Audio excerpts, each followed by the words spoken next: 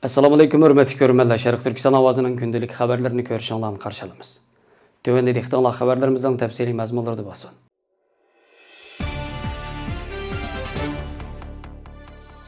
Xitay yaqın yillarda bir tərəfdən Uyğurlarning erkin yaşayotganligini jarsasa, yana bir tərəfdən atalmış namratlıqdan qutuldirish, eshin jamga kuchini ishga o'rlashtirish nomi ostida Şərq Türkistan xalqini qeyriyash demasdan turlik majburiy emgak va asharlar silib, arzon emgak kuch sifatida ishlatib kelmoqda. Bununla qo'shib nazoratni ishongusiz darajada kengaytirish, xitoylashtirish, qizillashtirish tashviqotini kuchaytirish orqali ma'naviy jihatdan og'ir zulm qilmoqda.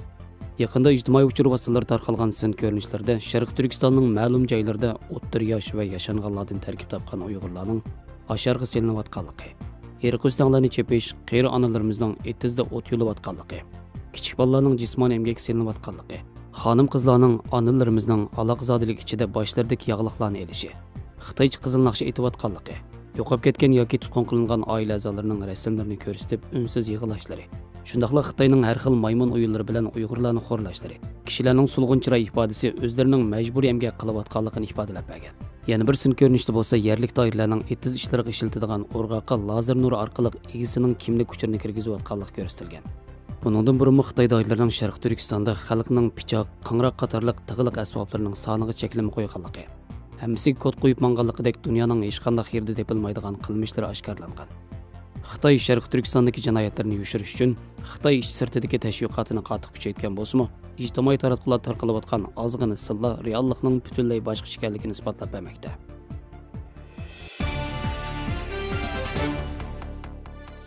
22 iyun Birleşken Devletler Teşkilatı Kişilik Hüquq Kengashining 47-chi qatimliq yig'inida Kanada va boshqa 44 davlat birlikda Sharq Turkistondagi kishilik huquq to'g'risidagi bayonotni imzolab e'lon qilib, Xitoyning Birleşken Devletler Teşkilatı Kişilik Hüquq Komissarining mustaqil tekshirish uchun Sharq Turkistonga kirishiga ruxsat qilishga chaqirgan.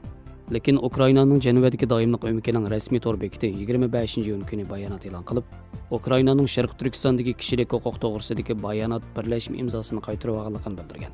G'arb diplomatlari tushuntirish berib, Xitoy Kompartiyasining Ukrainaga beradigan vaksinasini tutib qolish bilan mazkur bayonotdan chekinishga tahdid solganligini bildirgan. Kanada va 40 dan ortiq davlat 22-iyun kuni Birleşken Devletler Teşkilatı Kişilik Hüquq Kengashiga birlashma bayonot e'lon qilib, Beijing doiralarining Birleşken Devletler Teşkilatı Kişilik Hüquq Oliy komissari Michel Bacheletning Sharq Turkistonga darhol kirib, jazo lagerlarida qamalgan 5 milliondan ortiq Uyg'urning qiyin qistoq va majburiy emgakini mustaqil tekshirishni talab qilgan. Ukraina birlashma bayonot sepiga qo'shilgan.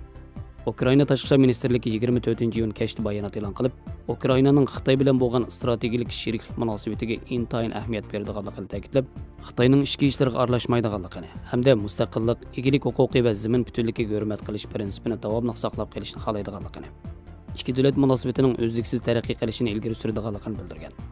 Shundaqla 25-iyul kuni Ukrainaning janubidagi o'miki rasmiy tor betida Ukrainaning Birleşken Devletler Teşkilatı Kişilik Hüquq Kengashining 47-chi qatimliq yig'inida Sharq Turkistondagi kishilik huquq vaziyati to'g'risidagi birlashma bayonot to'g'risidagi birlashma imzosini qaytarib olganligini e'lon qilgan. Amerika Birlashma Agentligi ismini oshkorlashni xohlamagan ikki diplomatning so'zini naql keltirib, Xitoy hukumatining Ukrainani qattiq ogohlantirganligini, agar Ukraina bu bayonotni qo'llashdan voz kechmasa, Xitoy aslida Ukrainaga beradigan 500 ming dona Sinovac vaksinasini bermaydiganligi bilan tahdid solganligini bildirgan.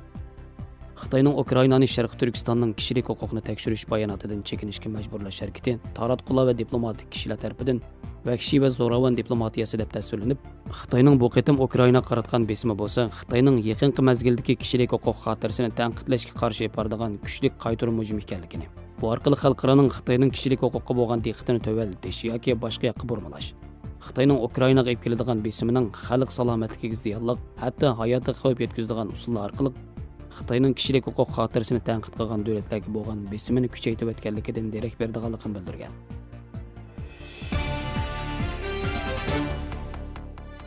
Turkiya Cumhuriyeti Recep Tayyip Erdoğan Turkiyaning taraqqiyot tarixida yangi bir bat ochganligini va Istanbul qonun loyihasi doirasida sozli dara ko'rikiga ul solganligini, davlat va xalqqa asar qoldirish ko'rishini davomlashtiradiganligini bildirib, 2011 yil 27 aprelda Istanbul qonun loyihasining omma bilan o'rtoqlashiladiganligi ustida to'xtalgan Erdo'g'an 11 o'xshamagan universitetdan 51 olim bo'lib, jami 204 kasbiy mutaxassis vazifa olganligini, modul tadqiqotiga 35 o'xshamagan davlatdan kelgan 3500 tadqiqotchi qatnashganligini, 304 o'xshamagan joyda 17 ming metrdan ortiq burg'ulash, 248 geofizikalik tekshirish berildiganligini, ilmiy tadqiqotlarga asoslanganda 5 xil tanlashning ichidan eng muvofiq va eng unumli liniya bekitilganligini, uzunligi 45 kilometr, kengligi 275 metr, cho'nqurligi 20,175 metr keladigan İstanbul kanaliga 6 ko'rik selinadiganligini ta'kidlagan.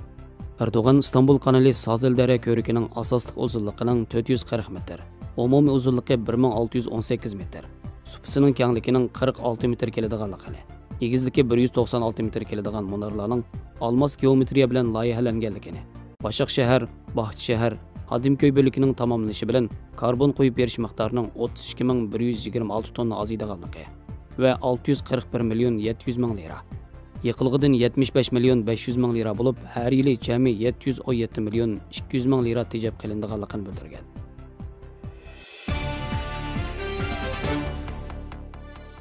Afg'onistonning G'azni viloyatida 3 nahiya yaqinqi 24 soat ichida Talibanning kontrolligiga o'tgan. G'azni parlament a'zosi Xudod Irfani axborot e'lon qilish yig'inida bergan bayonotida Taliban a'zolarining G'azni viloyatining Xo'ja Umari, Voiz va Muqur nahiyalariga birli vaqt hujum qilganligini, natijada bu 3 nahiyaning Talibanning kontrolligiga o'tib ketganligini, davlat xavfsizlik kuchlarining bu nahiyalardan chekinib chiqib ketganligini eskartish bilan bundoq ketaversa Talibanning butkul G'azni viloyatini qo'lga kirgizish ehtimolligining nihoyat yuqoriligi bilan ogohlantirgan. Yana bir tarafdan Afg'oniston davlat mudofaa ministrligi davlatning shimolidagi Faryab viloyatining Peshtun Kot va Pervan viloyatining Shinvari nahiyalarining Talibandan qaytarilib olganligini jakarlagan. Yaqinqi 24 soat ichida 14 viloyatda Talibanga qarshi harbiy harakat olib berilganligi bildirilgan bayonotda harbiy harakat natijasida 235 Taliban mansubining o'ldirilganligi, 161 ning yaralanganligi qayd qilingan. Yaqinqi 2 oy ichida Talibanning kontrolligiga o'tib ketgan nahiyalarning soni 45 ga yetdi. Birleşken Devletler Teşkilatı'nın məlumatları qırğanda Taliban şəhər mərkəzlərinin sırtidagi dövlətning territoriyasının 50%-dən 70%-ni kontrol qılmaqda ekan.